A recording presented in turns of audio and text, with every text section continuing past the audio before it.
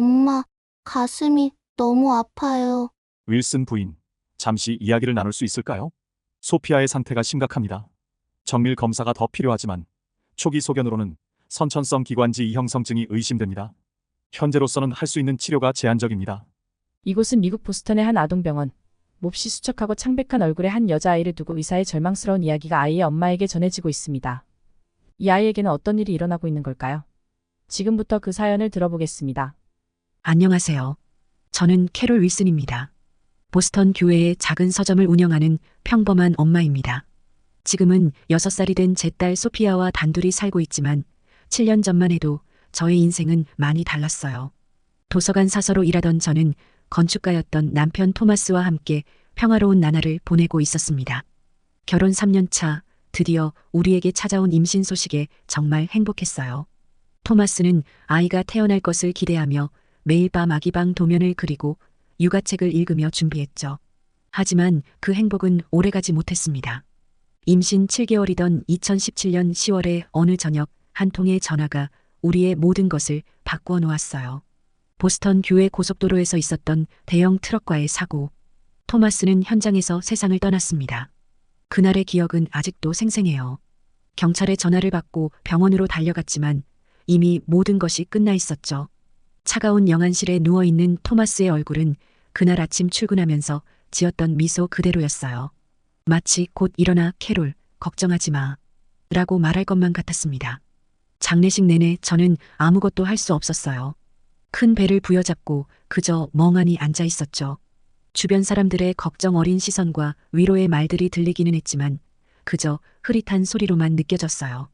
제 뱃속의 아이만이 가끔 발길질을 하며 자신의 존재를 알렸습니다.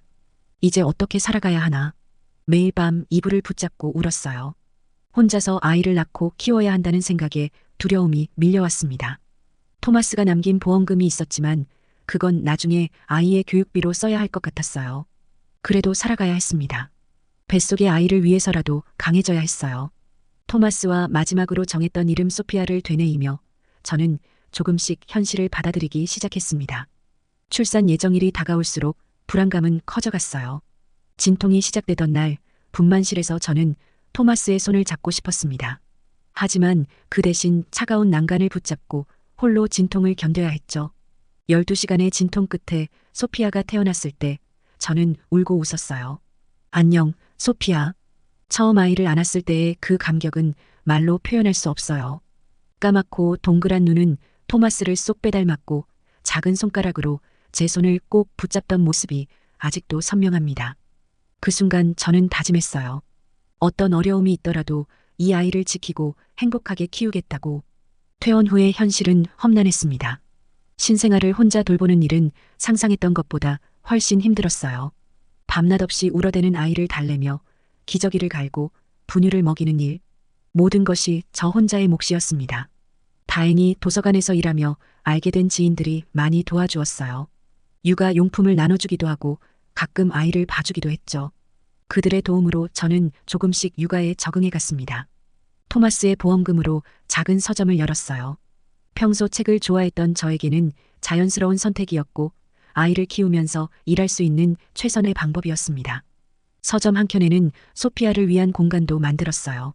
토마스가 그리던 아기방 도면을 참고해서요.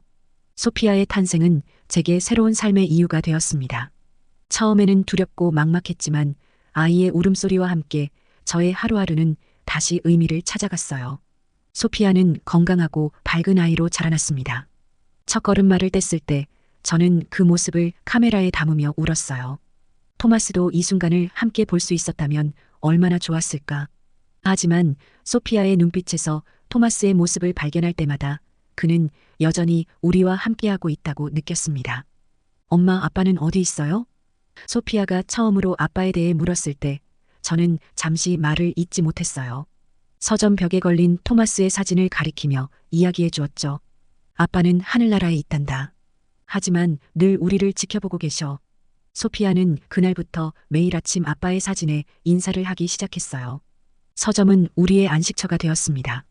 윌슨스 북스라는 작은 간판 아래 소피아와 저는 새로운 일상을 만들어갔어요. 낮은 책장들과 아기자기한 쿠션들로 꾸민 이곳은 금세 동네 아이들의 단골 장소가 되었어요. 소피아는 책 속에서 자랐습니다. 걸음마를 배울 때부터 책장 사이를 기어다녔고 말을 배우기 시작하면서는 그림책을 손에서 놓지 않았죠.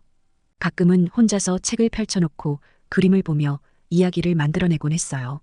그럴 때면 저는 몰래 그 모습을 지켜보며 미소 짓곤 했습니다. 서점을 운영하면서 육아를 병행하는 것은 쉽지 않았어요. 아침에 일어나서 밤늦게 잠들 때까지 쉴 틈 없이 바빴죠. 하지만 소피아가 책장 사이에서 놀고 손님들과 이야기를 나누는 모습을 보면서 이 선택이 옳았다고 느꼈습니다. 그 즈음 소피아는 더욱 활기차게 자라났어요. 키도 쑥쑥 자라고 말수도 늘어났죠. 특히 그림 그리기를 좋아했는데 아마도 토마스의 건축 유전자를 물려받은 것 같아요. 서점 벽면은 소피아가 그린 그림들로 가득 찼고 손님들은 그 그림들을 보며 미소 지었습니다. 토마스의 보험금은 조금씩 줄어들고 있었지만 저는 그것을 소피아의 미래를 위해 아껴두려 했어요. 여보, 잘하고 있는 걸까? 물론 대답은 돌아오지 않았지만 창밖으로 보이는 별들이 우리를 지켜보는 토마스의 눈빛 같았습니다. 그렇게 우리의 작은 일상은 계속되었습니다. 아침이면 서점을 열고 소피아는 유치원에 가고 저녁이면 함께 책을 읽었죠. 하지만 그때는 몰랐어요. 이 평화로운 나날들이 곧 끝나게 될 거라는 것을. 소피아의 갑작스러운 기침으로 시작된 우리의 시련을 처음에는 단순한 기침이라고 생각했어요. 보스턴의 겨울은 춥고 건조했으니까요. 소피아는 평소처럼 서점에서 뛰어놀았고 저는 늘 하던 대로 책을 정리하고 손님들을 맞이했습니다.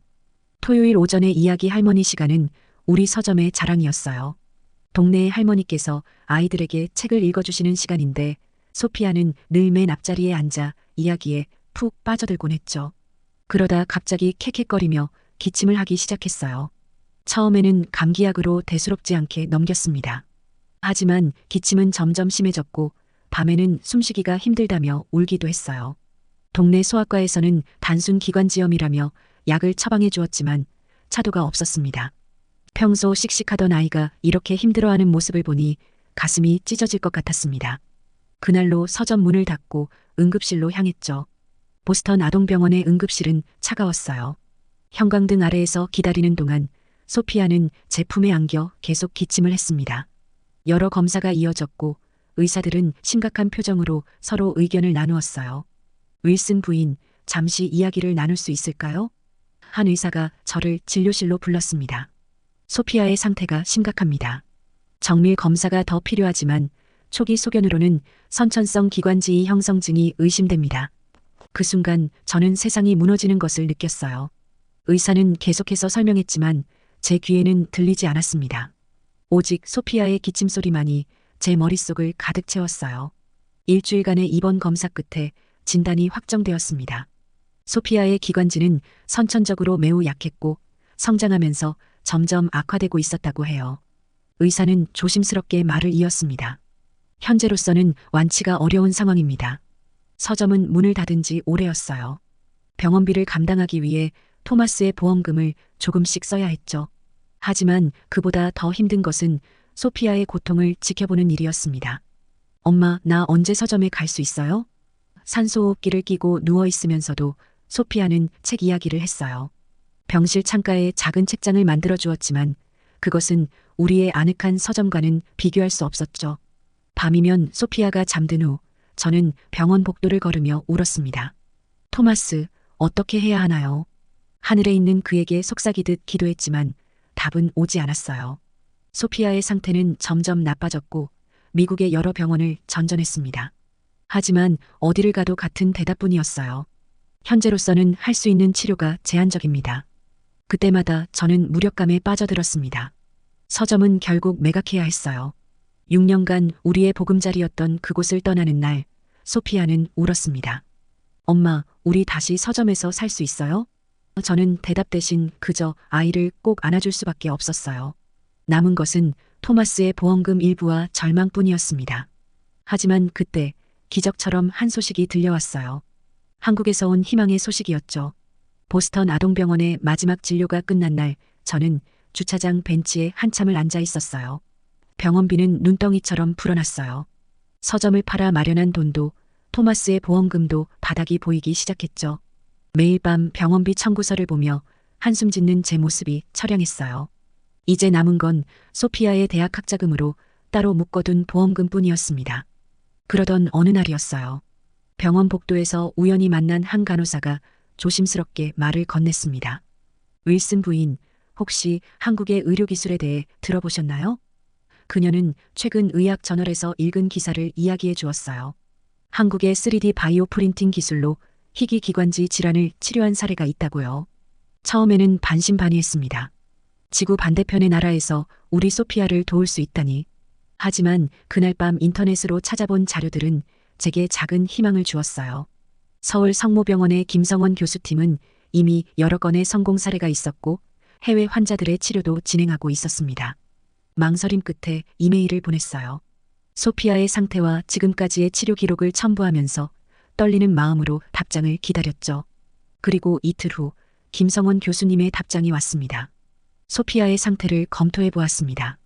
3D 바이오 프린팅 기술을 활용한 맞춤형 기관지 이식 수술이 가능할 것으로 보입니다. 이메일을 읽는 내내 눈물이 흘렀어요. 마지막 희망이 될 수도 있다는 생각에 가슴이 떨렸습니다. 하지만 현실적인 문제가 있었어요. 한국까지 가는 비용, 치료비, 체류비, 모든 것을 계산해 보니 남은 보험금으로도 빠듯했습니다. 게다가 소피아의 상태로 긴 비행을 견딜 수 있을지도 걱정이었죠. 소피아야, 엄마가 물어볼 게 있어. 어느 날 저녁, 소피아의 침대맡에 앉아 조심스럽게 말을 꺼냈어요. 먼 나라에 가서 치료받는 게 어떨까? 비행기를 오래 타야 하고 낯선 곳이라 불편할 수도 있어. 소피아는 잠시 생각하더니 대답했어요. 엄마, 나 괜찮아요. 나 궁금한데, 그 나라에도 책방이 있나요? 순수한 아이의 질문에 웃음이 났지만 한편으로는 가슴이 아팠습니다. 결심을 하고 준비를 시작했어요. 남은 보험금을 정리하고 병원과 일정을 조율했죠. 김 교수님 팀과 화상 상담도 여러 차례 진행했어요. 놀랍게도 한국의 의료비는 미국보다 훨씬 저렴했고 보험 혜택도 가능하다고 하네요. 떠나기 전날 밤 토마스의 사진을 보며 오랫동안 이야기를 나눴어요. 여보, 우리가 잘하고 있는 걸까요? 소피아를 위한 최선의 선택일까요? 물론 대답은 없었지만 창밖으로 보이는 별이 유난히 밝게 빛나는 것 같았습니다. 마지막으로 정리한 짐 속에는 소피아가 고른 몇 권의 책이 들어 있었어요. 인천행 비행기 표를 예약하면서 제 손이 떨렸어요. 이게 정말 맞는 선택일까? 하는 불안감과 함께 이것이 소피아를 위한 마지막 기회일지도 모른다는 절박함이 뒤섞였습니다. 엄마, 우리 진짜 한국에 가는 거예요? 소피아의 목소리에는 설렘이 가득했어요. 산소호흡기를 끼고 있는 창백한 얼굴이지만 그 눈빛만은 반짝반짝 빛나고 있었죠. 그래, 우리 곧 한국에 가는 거야. 거기서 소피아가 다시 건강해질 수 있을 거야. 제 목소리에 힘을 실어 대답했지만 사실 저도 불안하기는 마찬가지였어요. 하지만 이제 돌아갈 수는 없었습니다. 이것이 우리의 마지막 희망이었으니까요. 보스턴에서 인천까지의 비행 시간은 14시간. 소피아의 상태를 고려하면 너무나 긴 시간이었지만 우리에겐 선택의 여지가 없었습니다. 비행기에 오르기 전 소아과 의사 선생님께서 마지막으로 소피아의 상태를 체크해 주셨어요. 기내에서 산소 공급이 원활하게 이루어져야 해요. 고도가 높아지면 호흡이 더 힘들어질 수 있으니 특별한 주의가 필요합니다. 의사 선생님의 염려 어린 목소리가 아직도 귓가에 남아 있어요. 항공사에서는 특별 의료 지원을 제공해 주었습니다. 비행기 내에서 사용할 수 있는 이동식 산소호흡기와 함께 응급 상황을 대비한 의료진의 연락처도 받았죠. 그래도 마음이 놓이지 않아 비행 내내 소피아의 손을 꼭 잡고 있었어요. 기내식이 나올 때였어요. 승무원이 다가와 특별히 준비한 죽을 건네주었습니다. 아이의 상태를 고려해 특별식을 준비했어요. 그들의 세심한 배려에 눈시울이 붉어졌어요. 낯선 여정에서 만난 작은 친절이 큰 위로가 되었습니다. 비행 중간에 소피아가 숨쉬기 힘들어할 때가 있었어요. 그때마다 저는 제 손으로 할 수 있는 것이 없다는 사실에 무력감을 느꼈습니다. 하지만 승무원들이 신속하게 도와주었고 기내에 있던 의사 한 분이 자발적으로 와서 소피아의 상태를 체크해 주셨어요. 한국의 의료기술은 세계적이에요. 특히 최근 들어 재생의료 분야에서 놀라운 발전을 이루고 있죠. 그 의사 선생님의 말씀이 저에게 큰 위안이 되었습니다. 공항에 도착하자 예상치 못한 광경이 펼쳐졌습니다. 서울 성모병원 국제진료팀에서 나온 의료진이 우리를 기다리고 있었어요. 윌슨 씨, 안녕하세요. 소피아를 위해 구급차를 준비했습니다. 그들의 준비성과 전문성에 놀랐어요. 입국 수속부터 수암을 찾는 것까지 모든 과정을 도와주었고 바로 대기 중이던 구급차로 우리를 병원까지 안전하게 이송해 주었죠. 서울의 첫인상은 깨끗하고 질서정연했어요. 엄마, 여기 정말 예뻐요. 오랜 비행으로 지쳤을 텐데도 호기심 어린 눈으로 주변을 살펴보는 모습이 귀여웠습니다. 병원에 도착하자 김성원 교수님이 직접 나와 우리를 맞이해 주셨어요. 긴 여정, 고생 많으셨습니다. 이제 우리가 소피아를 잘 돌보겠습니다. 교수님의 따뜻한 미소에 그동안 쌓였던 긴장이 조금씩 풀리는 것 같았어요. 첫날부터 정밀 검사가 시작되었습니다. 3D 바이오 프린팅을 위한 사전 검사와 소피아의 전반적인 상태 체크가 이루어졌어요. 의료진들의 움직임은 신속했지만 결코 서두르지 않았고 모든 과정을 자세히 설명해 주었답니다. 병실은 제가 상상했던 것보다 훨씬 좋았어요. 넓고 깨끗한 공간에 첨단 의료 장비들이 갖춰져 있었고 창 밖으로는 서울의 전경이 한눈에 보였죠. 소피아는 특히 창가에 있는 작은 소파를 좋아했어요. 여보, 우리가 잘 온 것 같아요. 그날 밤 소피아가 잠든 후 창가에 서서 토마스의 사진을 바라보며 속삭였어요. 이제 우리의 새로운 도전이 시작되는 거겠죠? 서울 성모병원에서의 첫 주는 정신없이 지나갔습니다. 매일 아침 일찍부터 다양한 검사가 이어졌고 의료진들은 소피아의 상태를 세세하게 체크했어요. 특히 김성원 교수님은 매일 회진을 오시면서 소피아와 이야기를 나누시곤 했죠. 3D 바이오 프린팅으로 만들어질 새로운 기관지는 소피아의 것과 똑같은 세포로 만들어질 거예요. 마치 퍼즐 조각이 딱 맞아떨어지듯이 검사 결과가 하나둘 나오기 시작했습니다.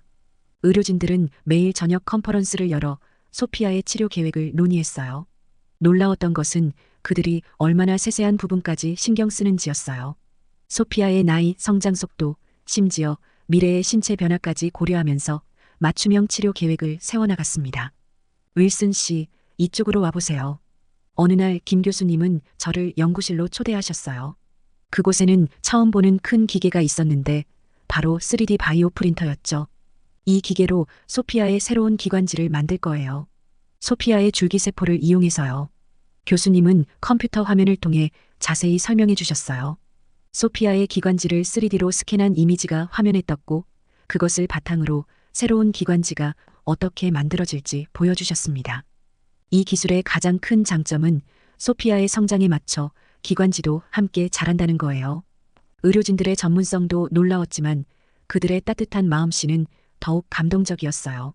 간호사들은 영어를 잘 못하면서도 번역기를 사용해가며 소피아와 대화하려 노력했고 때로는 한국 과자나 작은 선물을 가져다 주기도 했죠. 특히 민지 간호사는 소피아의 천사였어요. 퇴근 시간이 지나서도 종종 들러 소피아에게 한글을 가르쳐 주었고 한국 문화에 대해 이야기해 주었죠. 안녕하세요, 감사합니다 같은 간단한 한국어를 배운 소피아는 무척 신이 났답니다. 검사와 준비 과정은 약 2주가 걸렸어요. 그동안 저는 병원 근처의 작은 원룸에서 지냈는데 이건 역시 병원의 국제진료팀이 도움을 주었죠. 서울이라는 낯선 도시에서 우리는 조금씩 적응해가고 있었어요. 산소호흡기는 여전히 필요했지만 병원의 체계적인 치료 덕분인지 소피아의 상태는 조금씩 안정되어 가고 있었거든요. 수술 날짜가 잡혔을 때 김 교수님은 저를 따로 불러 자세한 설명을 해주셨어요. 걱정되시겠지만 우리 팀은 충분한 경험이 있습니다. 소피아를 위한 새로운 기관지는 이미 3D 프린팅을 통해 만들어지고 있어요. 이제 곧 시작될 거예요. 수술 전날 밤 소피아의 병실에서 저는 딸의 작은 손을 잡고 있었어요. 창밖으로 보이는 서울의 밤이 반짝였고 멀리서 들려오는 도시의 소리가 자장가처럼 들렸죠. 그날 밤 저는 오랜만에 평온한 마음으로 잠들 수 있었습니다. 낯선 땅에서 만난 따뜻한 손길들이 우리에게 진정한 희망을 주고 있었으니까요. 수술실 앞에서 소피아를 배웅하면서 이제 정말 모든 것이 시작된다는 걸 느꼈어요. 긴 터널의 끝이 보이는 것 같았습니다. 수술실 문이 열리고 김성원 교수님이 나오셨을 때 제 심장은 거의 멈출 것만 같았어요. 8시간이라는 긴 수술 시간 동안 저는 병원 복도를 수없이 왔다 갔다 했네요. 그런데 교수님의 표정이 밝았어요. 수술은 매우 성공적이었습니다. 김 교수님의 목소리에는 확신이 가득했어요. 소피아의 몸이 이를 잘 받아들이고 있습니다. 중환자실에서 처음 소피아를 봤을 때 아이는 깊이 잠들어 있었어요. 수많은 의료기기들에 둘러싸여 있었지만 이상하게도 평화로워 보였죠. 그동안 늘 힘겹게 보였던 숨소리가 이제는 조용하고 규칙적으로 들렸어요. 앞으로 2주 정도는 집중 관찰이 필요합니다. 주치의 선생님이 설명해 주셨어요. 하지만 소피아의 상태는 매우 안정적이에요. 3D 프린팅된 기관지와 소피아의 조직이 잘 결합되고 있답니다. 이틀 후 소피아가 마침내 눈을 떴어요. 여전히 약한 상태였지만 그 눈빛만은 반짝였죠. 엄마. 희미하게 속삭이는 소피아의 목소리에 저는 참았던 눈물을 터뜨리고 말았어요. 놀라운 일은 그 다음 날부터 시작되었어요. 소피아의 호흡이 점점 더 안정되어 갔고 산소호흡기의 도움도 차츰 줄여나갈 수 있었답니다. 의료진들은 매일같이 세세한 검사를 하면서도 소피아가 불편해하지 않도록 최대한 배려해 주셨어요. 윌슨 씨, 이쪽으로 와보세요. 보세요. 이렇게 자연스럽게 결합되고 있어요. 의료진들의 설명을 들으면서 저는 이 기술이 얼마나 혁신적인지 깨달았어요. 단순히 기관지를 교체하는 것이 아니라 소피아의 세포로 만든 맞춤형 장기를 이식한 거였죠. 그래서 거부 반응도 거의 없고 소피아가 자랄수록 기관지도 함께 자랄 수 있다고 했어요. 소피아가 이제 정상적인 생활을 할 수 있을까요? 제가 조심스럽게 물었더니 김 교수님은 환하게 웃으시며 대답하셨어요. 물론입니다. 앞으로는 일반 아이들처럼 뛰어놀 수도 있고 학교도 다닐 수 있어요. 다만 초기에는 정기적인 검진이 필요하겠지만요. 회복실에서 보낸 시간 동안 저는 매일매일이 기적처럼 느껴졌어요. 소피아의 얼굴에 점점 혈색이 돌아오고 기침도 줄어들었죠. 무엇보다 그동안 본 적 없던 활기찬 모습을 보게 되었어요. 특히 감동적이었던 건 의료진들의 헌신적인 모습이었어요. 밤낮 없이 소피아를 살펴주시고 때로는 장난감도 가져다 주시고 한국어도 가르쳐 주셨죠. 민지 간호사는 퇴근 후에도 들러서 소피아와 함께 그림을 그리곤 했어요. 3주가 지났을 때 소피아는 드디어 일반 병실로 옮길 수 있었어요. 엄마, 나 이제 달리기도 할 수 있어요? 소피아가 물었을 때 저는 처음으로 망설임 없이 대답할 수 있었어요. 그럼 이제 우리 소피아가 하고 싶은 건 뭐든 할 수 있어. 그 순간 소피아의 미소는 마치 토마스의 미소를 보는 것 같았어요. 병실 생활이 한 달을 넘어가면서 저는 한국의 의료 시스템이 얼마나 놀라운지 매일매일 새롭게 깨달았습니다. 한 번은 복도에서 우연히 외국인 환자 가족들과 이야기를 나눌 기회가 있었는데 그들 역시 같은 생각이었어요.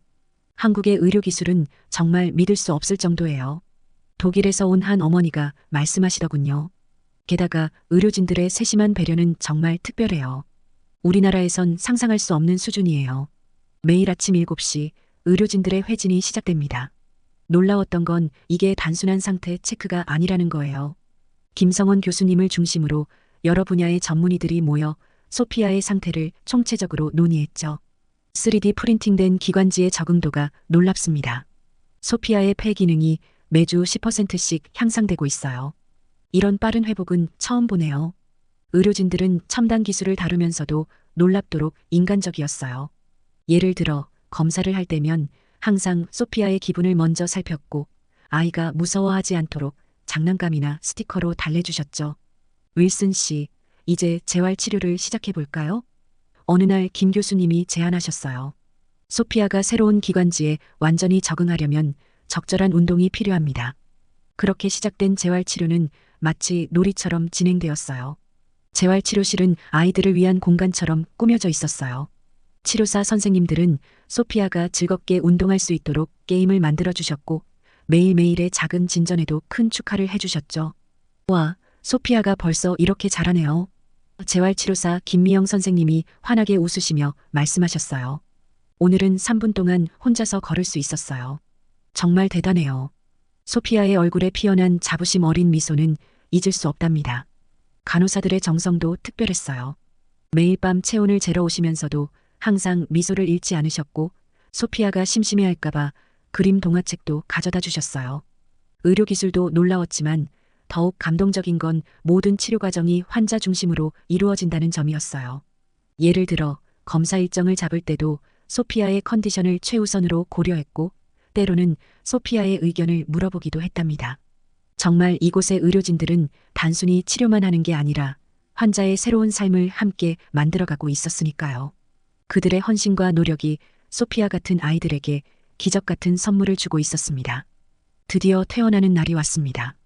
2달이 넘는 입원 생활을 마치고 나오는 순간 소피아는 처음으로 산소호흡기 없이 맑은 공기를 마음껏 들이마실 수 있었어요. 엄마, 나 이제 진짜로 숨을 쉴 수 있어요. 병원 입구에 서서 소피아가 외쳤어요.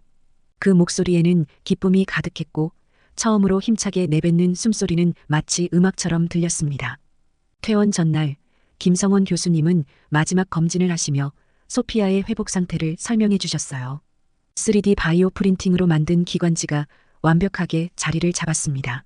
더 놀라운 건 소피아의 폐 기능이 정상 수준의 90%까지 회복되었다는 거예요. 의료진들은 퇴원하는 소피아를 위해 작은 파티를 열어주었어요. 민지 간호사가 직접 만든 작은 케이크, 재활치료사 선생님이 준비한 예쁜 풍선들, 그리고 의료진들이 한 명씩 써준 응원의 메시지까지. 모든 것이 감동적이었습니다. 소피아야, 이제 뛰어다닐 수 있다는 게 어떤 기분이니? 김 교수님이 물으셨어요. 소피아는 웃으면서 대답했죠. 정말 신기해요. 이제 더 이상 가슴이 아프지 않아요. 그리고 밤에 잘 때도 무섭지 않아요. 퇴원 후 우리는 서울에서 2주를 더 머물며 외래 진료를 받기로 했어요. 그동안 소피아의 상태를 지켜보고 일상생활에 적응하는 과정을 체크하기 위해서였죠.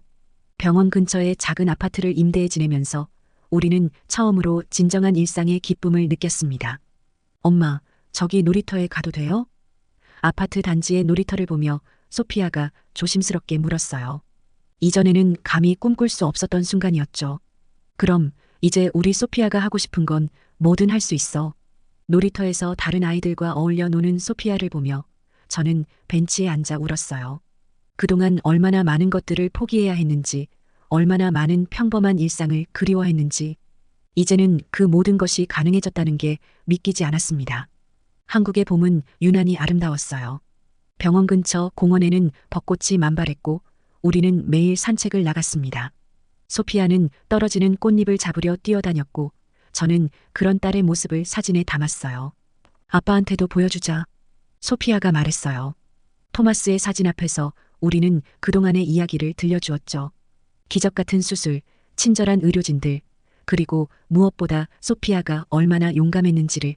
마지막 외래 진료 날, 김 교수님은 소피아의 앞으로의 생활에 대해 자세히 설명해 주셨어요. 정기적인 검진은 필요하지만 이제 소피아는 정상적인 생활을 할 수 있어요. 학교도 다닐 수 있고 운동도 할 수 있죠. 미국으로 돌아가면 누구에게 검진을 받아야 하나요? 제가 걱정스럽게 물었더니 김 교수님은 이미 준비를 해두셨더군요.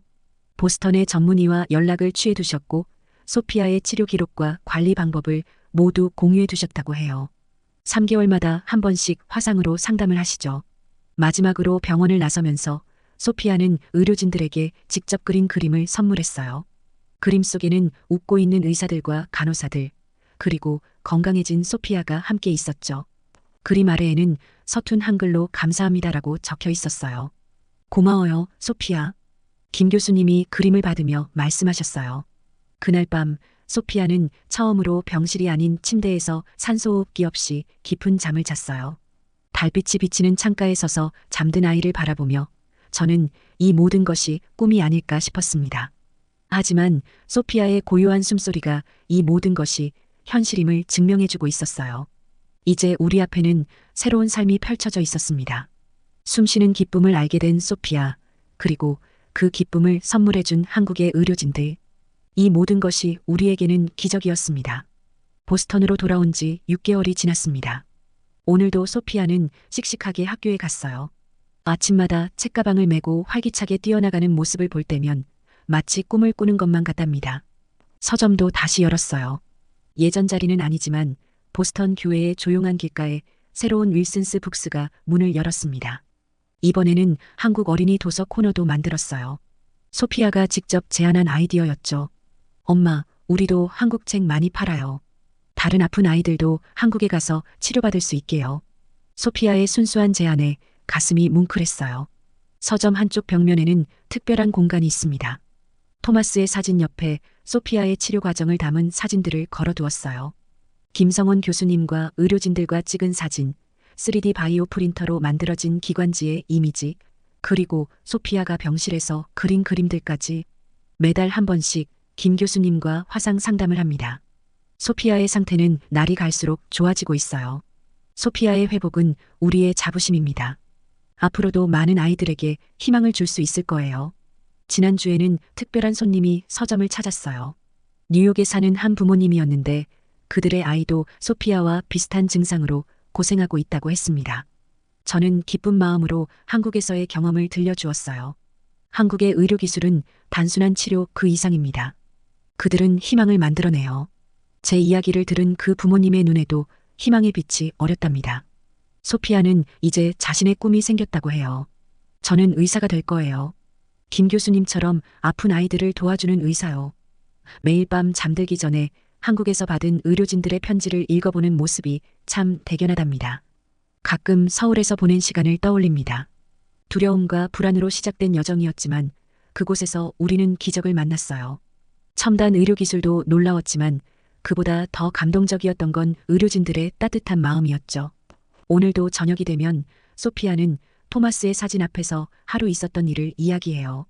아빠, 오늘은 체육 시간에 줄넘기를 했어요. 한 번도 숨이 차지 않았다고요. 그런 소피아를 바라보며 저는 토마스도 어딘가에서 미소 짓고 있을 거라 믿습니다. 서점 문을 닫고 집으로 돌아가는 길, 소피아가 제 손을 꼭 잡았어요. 엄마, 나 정말 행복해요.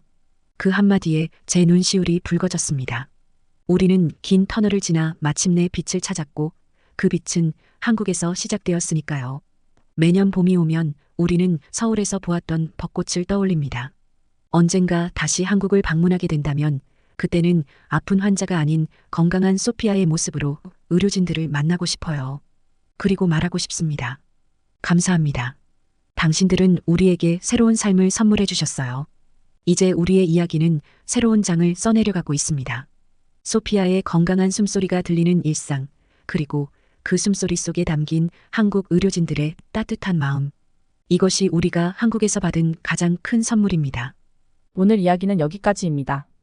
미국에서 홀로 희귀병이 걸린 어린 소피아를 키우며 절망에 빠졌던 윌슨 씨. 그녀의 험난했던 인생이 한국이라는 나라를 만나면서 새롭게 태어나는 과정이 정말 감동적인데요. 우리나라의 따뜻하면서도 뛰어난 의료기술이 세계인들에게 감동으로 다가가고 있는 점이 정말 마음 뿌듯하게 합니다. 오늘 들려드린 사연에 마음이 따뜻해지셨다면 구독과 좋아요로 저에게도 힘이 되어주세요. 감사합니다.